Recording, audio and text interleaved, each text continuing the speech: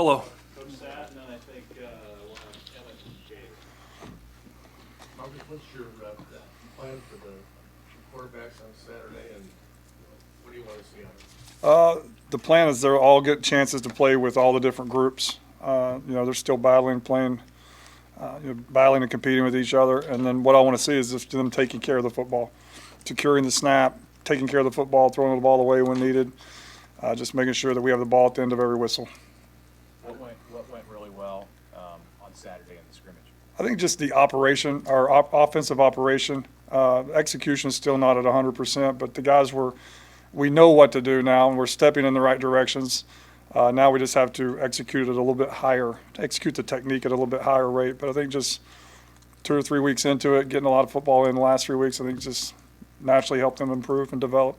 Where have you seen Dylan make the biggest jump, maybe from the beginning of spring to the last scrimmage? I think we challenged him to play, to get his, not bad body language, but to get his energy going, because people are going to feed off him.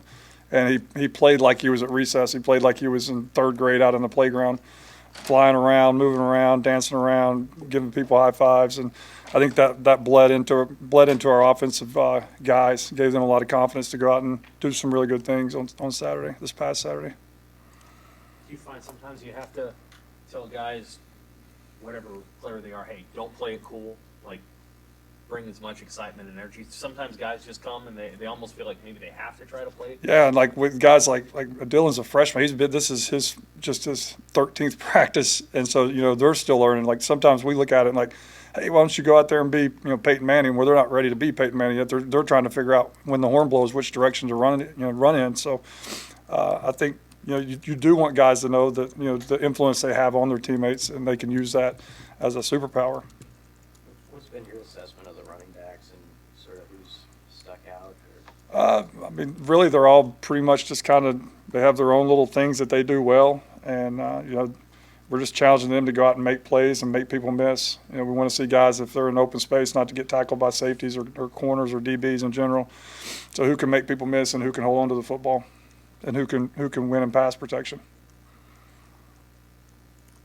How have you seen Gabe and Ramir contribute, even though they're not out there doing everything? Gabe and Ramir both do a tremendous job. Gabe, he's like a coach on the field. He's out there, whenever he's not doing his work on the side, he's out there, mentoring those young guys, making sure, we split up on all these different fields. And so, like, EJ can't be at every single field, so he's like a coach on the field. He's done a really nice job, him and Raheem both. Ramir. What did last year teach you with losing both of those guys on the same day, and how you had to move forward? I think it's the way that Coach Rule designs practice that saves us. I mean, you got to have 3 or 4 running backs ready to roll, just because it's such a physical toll that their body takes week in and week out, day in and day out. So I think just, you look up and you lose both those guys. You're going down to your 3rd and your 4th guy on the depth chart. They better be ready to go in and execute at a high level. As you progress through spring, how has the turnover picture looked? Well, I don't even want you to ask me stuff like that. We've improved. As you Now I'm going to go out to the next practice. There's not enough wood to knock on. We've improved. As you incorporate the young running backs, Quentin and Dante, into things, do you find it's more of a challenge to teach them the running concepts or the pass protection? The pass protection by far, because we're going against a unique defense that you see everything every day. We see things in one practice that some guys won't even see in a spring, like an entire spring practice. So I think pass protection is the crucial developmental point for when you trust a young running back to go into the game. Is there some receivers that popped on Saturday to you, the way that their ball skills and made some plays? Yeah, I'm not going to mention names because I'll always forget one, but I was really pleased. Challenged the receivers. Scrimmage 1, we had a lot of drops, tight ends, running backs, and receivers, and we limited by a large number of the drops that we had on Saturday. But there's a lot of guys that made some explosive plays with their legs, went up and got it, used their bodies. So that was really good to see. That's what we were expecting to see. At tight end, we focus a lot on Thomas and Nate to some degree. Who are some of the younger players that you've really appreciated developing over spring and that fans might see on Saturday? Yeah, I think Luke Lindenmeyer is a hidden a hidden gem for us. I mean, he just does so much stuff for us, and he does it really well.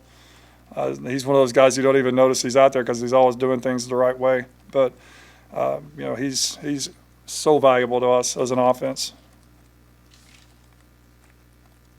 Mr. Sapp? Do you feel like he could expand his game too, like catching more passes, things like that? Oh yeah, I don't know the numbers, but he's caught, you know, he's catching a handful of balls every single practice thus far. He's done a really nice job, that aspect of his game. Coach Rule said that Heinrich was light years ahead in his development as a passer compared to last year. What's that look like? I think just he's more comfortable being in there. Last year, you know, we threw him in the fire. He'd never been the starting quarterback. He hadn't gotten a tremendous amount of reps in practice, and so I think just all the reps he got last year, I think all the stuff he got in the off season, I think he's taken a step of development. I think Glenn's done a really nice job with him, like, you know, slowing his brain down a little bit, but. You know, he's got a super arm, so the thing with him is just, you know, taking some of that velocity off those throws, and his accuracy's improved, and he had a really nice day on Saturday. Okay. Awesome. Thank you, guys.